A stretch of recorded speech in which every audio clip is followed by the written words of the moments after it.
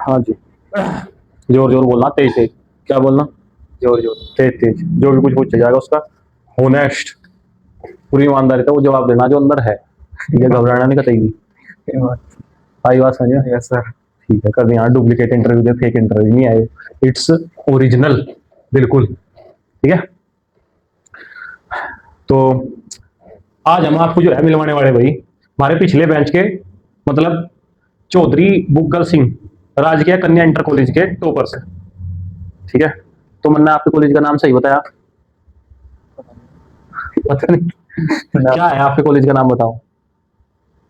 जिसमें तो आपने इंटर की परीक्षा पास करी, उस कॉलेज का नाम क्या है? राजकीय कन्या इंटर कॉलेज। राजकीय कन्या इंटर कॉलेज। तो जब वो राजकीय कन्या इंटर कॉलेज है तो आप कन्या हो? नहीं, कन्या रहने में कहते हैं, अगर लड़के भी हैं अलाउड। अच्छा, लड़के लड़के नहीं पढ़ने के हमारे अच्छे। ठीक। तो असल में पहले ऐसा हुआ होगा कि भाई वो राजकीय कन्या इंटर कॉलेज के नाम पर स्थापित हुआ होगा, हाँ। और बाद में उसमें लड़कों को भी अलाउ कर दिया, तो कुछ कंफ्यूजन में ना रहे। हाँ। जो स्कूल का नाम है वो राजकीय कन्या इंटर कॉलेज ही है। ठीक है, नीची नकुड़ टब्बर रोड पर पड़े, और ये हैं वहाँ के टॉपर। ठीक है, हमारे बेंच के स्टूडेंट थे ये। वैसे मैं ना पढ़ा रहा 10वीं से, तो 10वीं से मैं इनसे परिचित हूँ। ये कितना पढ़ने वाले हैं, कितने होशियार हैं, ये सब मुझे पता। अब आज आपका कैसा आना हुआ? स्पेशल तो ये है कि हमने इन्हें स्पेशल इंटरव्यू के लिए नहीं बुलाया, ये अपने कुछ काम आए थे, फिर सोचे कि जो हमारे पिछले बेंच के टॉपर हैं किसी गवर्नमेंट कॉलेज के, उनका इंटरव्यू बहुत ज़्यादा जरूरी है, जिससे बच्चों को बहुत कुछ सीखने को मिले। ठीक है, तो आप किस लिए आए थे बताओ? मैं तो इधर है एडिशन करवाना था। HIT में आप किस सब्जेक्ट में, किस कोर्स में एडमिशन ले रहे थे? BSc। BSc, ठीक है। और इसके अलावा भी आप कुछ कर रहे? हाँ, ITI कर रहे इसके अलावा। ITI में कहाँ एडमिशन ले रखा आपने? ITI में इधर है सहारनपुर रोड पे। अच्छा, और उसके अलावा भी कुछ और कर रहे? हाँ, इसके अलावा कंपटीशन। उसके अलावा भी कंपटीशन की तैयारी कर रहे? बहुत बढ़िया। तो इस चीज को थोड़ा ध्यान से सुने कि SIT में BSc करने का प्रोग्राम है, ITI करने का प्रोग्राम है, और उसी के साथ कॉम्पिटिटिव एग्जाम है जो UP police, SSC, GD, railway, उनकी तैयारी का।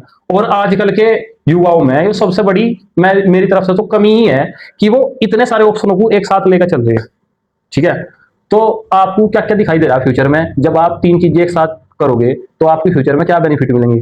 ये बताओ कि आप BSc क्यों करना चाहो, उससे फ्यूचर में क्या होगा? ITI क्यों करना चाहो, उससे क्या होगा? और कॉम्पिटिटिव एग्जाम की तैयारी क्यों करना चाहो? एक करके बताओ कि BSc क्यों करना सोच रहे? BSc जैसे कि कंपटीशन में नहीं, कभी नहीं लगे। अच्छा, तो BSc का नीट ना कुछ ऐसे फॉर्म देख के भर गए। तो फिर आगे BSc वाली लाइन पे चलोगे। और ITI का नंबर कदा होगा भाई? ITI का नंबर उसमें भी नहीं चला चाह रहा, फिर ITI में, फिर ITI के through private job. Private job. बहुत बढ़िया। तो कितना अच्छा प्लान है कि अगर कंपटीशन में नहीं हुआ तो BSc वाली लाइन में आगे जाएगा, और अगर वहां भी नहीं हुआ तो फिर लौट के ITI के थ्रू प्राइवेट जॉब करी जाएगी। तो आप क्या एक्सेप्ट कर रहे कि लास्ट में ITI के थ्रू आपको कितने रुपए पर मंथ कहीं जॉब मिलेगी प्राइवेट? 12 कुछ 12,000? ये 12 रुपए है भाई? 12,000 रख के कहते 1 मिनट तक आएंगे मतलब। मतलब आपने, आपका प्लान है ना यो? ठीक है, तो जैसे ये टॉपर है इनके पास हर एक प्लान है। प्लान A है गवर्नमेंट जॉब, प्लान B है BSc, और प्लान C है ITI के थ्रू प्राइवेट जॉब। ठीक है, हाँ। तो लास्ट में जो ITI के थ्रू प्राइवेट जॉब है उसमें आप कितना एक्सेप्ट कर रहे कि कितना जो है आपको मिलेगी सैलरी? उसमें तो कम से कम 20+ तो होगा। नहीं, वो कुछ स्टार्टिंग में नहीं, स्टार्ट उसका पता नहीं, शुरू में तो नहीं उसका कर रहे ना, क्या नाम, इलेक्ट्रिशियन। हाँ, इसमें तो उसमें फिर भी कितने, 10, 15, 20 कितने?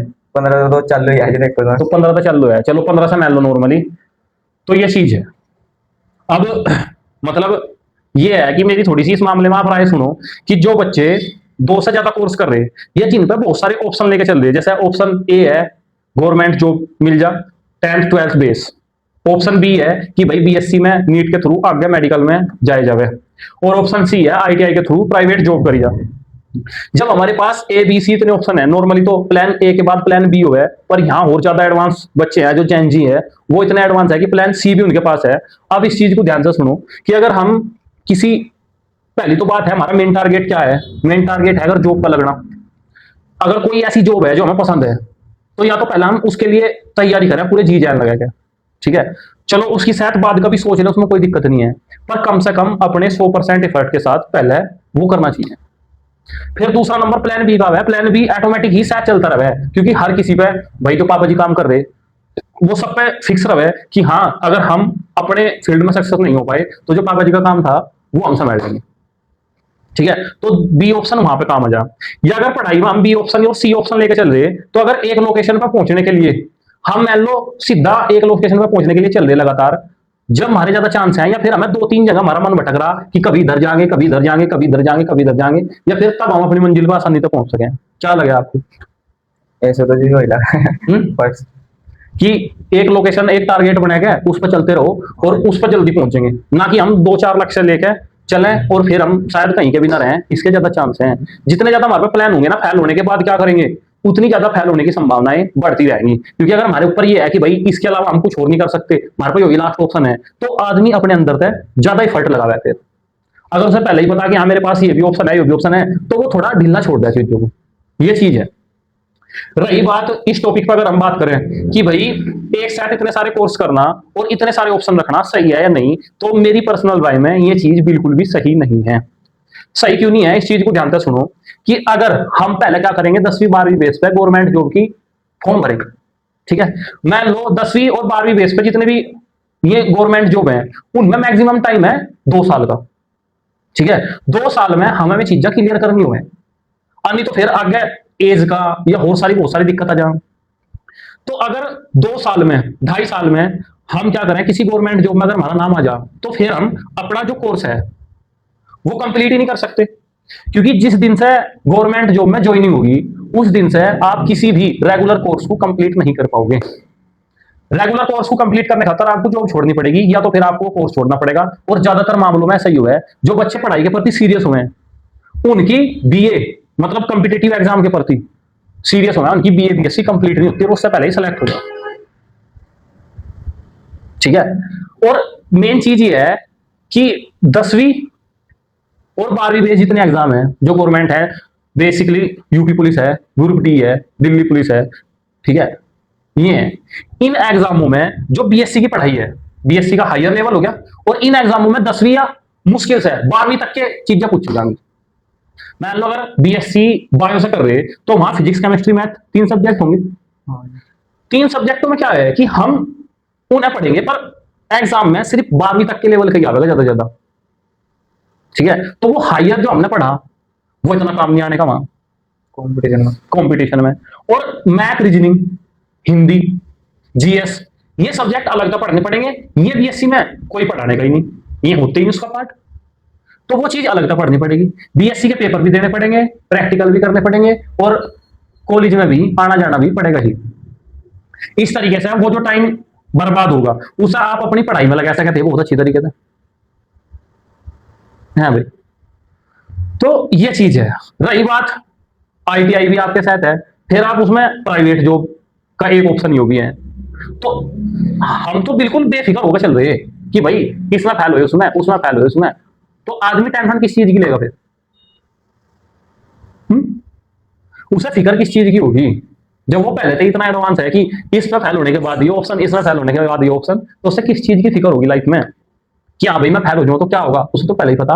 गवर्नमेंट एग्जाम में जो मैं फेल हुआ तो मेरी बीएससी चल रही, उसमें फेल हुआ तो मेरी आईटीआई हो रही है भाई, और फिर कहीं प्राइवेट जॉब है। तो भाई अपना एक टारगेट रखें एक समय के लिए और उस पर जी जान लगा के मेहनत करें, फाइनल चीज ये है, और यही चीज आपको आगे पहुंचाने में मदद करेगी। और अगर आपको टारगेट बनाना तो उस टारगेट को अचीव करने के बाद बने, ठीक है। मान लो मेन टारगेट है कि भाई एक तनख्वाह मिल जाए सुटेबल, ऐसा हो कि भाई फिक्स है और काम चल रहा उसमें, पढ़ाई का भी घर का भी। अगर सरकारी जॉब हमारी लग गई 10वीं 12वीं बेस पर, हमने कोई एग्जाम क्रैक कर लिया भाई, रेलवे ग्रुप डी का, दिल्ली पुलिस का, यूपी पुलिस का, ठीक है, तो क्या होगा, हम टेंशन फ्री हो जाएंगे वहां पे। अगर उसके बाद ये लगा कि हाँ भाई मुझे जॉब चेंज करनी चाहिए, तो फिर प्राइवेट एमए कर सके, मतलब प्राइवेट बीए कर सके, प्राइवेट एमए कर सके, और उस तरीके से अपनी पढ़ाई को फिर आगे जारी रखा जा सके। और ठीक है, और ऑप्शन ये भी बिल्कुल सही है कि भाई हम अगर साथ साथ में ही है तो बस इतना भी ठीक है कि या तो एक कोर्स हो, बस एक कोर्स मेन जो हमारी तैयारी है उसकी शायद बस एक कोर्स हो, और वो भी प्राइवेट होना चाहिए। ठीक है, अगर हमें इस साइड चलना तो हम बीए प्राइवेट कर लें, या तो फिर मैं जॉब का ही वो छोड़ दें।